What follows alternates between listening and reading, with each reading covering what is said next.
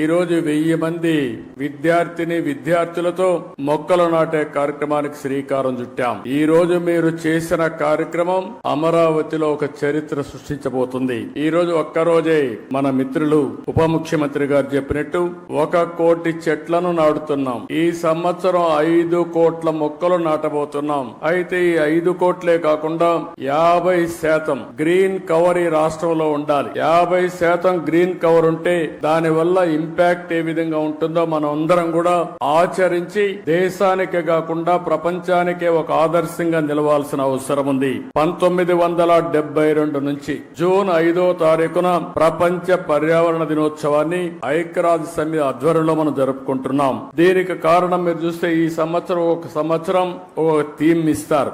End plastic pollution. Plastic pollution ని పూర్తిగా దీన్ని కంట్రోల్ చేయాలి. దీనికి ఏ విధంగా రీసైకిల్ లో ఇవన్నీ ఉపయోగించాలి అనే విషయంలో అవగాహన పెంచడానికి తీసుకున్నాం. మన రాష్ట్రానికి మనం ఒక్కసారి వస్తే 37,421 చదరపు కిలోమీటర్ల అడవులు ఉన్నాయి. ఇది మొత్తం విస్తీర్ణం 22.96%. ఈ రోజు మన రాష్ట్రానికి ఒక పెద్ద అడ్వాంటేజ్ ఏంటంటే అడవుల్లో చెట్లు ఉండడమే కాకుండా రాయలసీమలో నల్లమలై ఫారెస్ట్ ఉంది. అదే రాయలసీమలో హార్టికల్చర్ పెద్ద ఎత్తున అభివృద్ధి అవుతా ఉంది. ఎప్పుడైతే హార్టికల్చర్ బాగా అభివృద్ధి అయ్యే కొందికి ప్లెయిన్ ఏరియాలో కూడా చెట్లు వస్తున్నాయి. దీని వల్ల గ్రీన్ కవర్ పెద్ద ఎత్తున పెరిగింది. దీనికి ఉదాహరణగా మీరు చూస్తే ఈ రోజు రాష్ట్రంలో 30.05% గ్రీన్ కవర్ ఉండే రాష్ట్రం మంది. దీన్ని 50% తీసుకుపోవాలనేది మనందరి లక్ష్యం.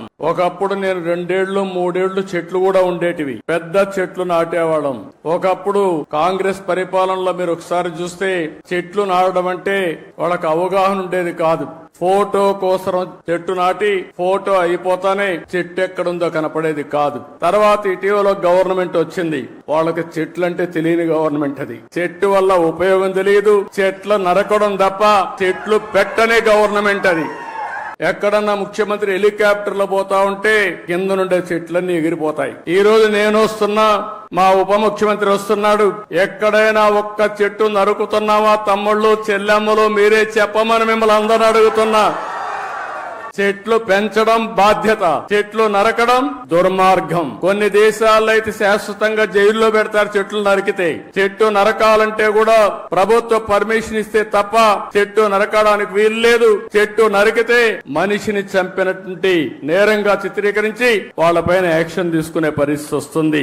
అందుకే నేను మిమ్మల్ని ఒకటే కోరుతున్నాం, 4-5 సంవత్సరాల్లో మన రాష్ట్రం కనీసం 37% గ్రీన్ కవర్ కావాల్సిన అవసరం ఉంది.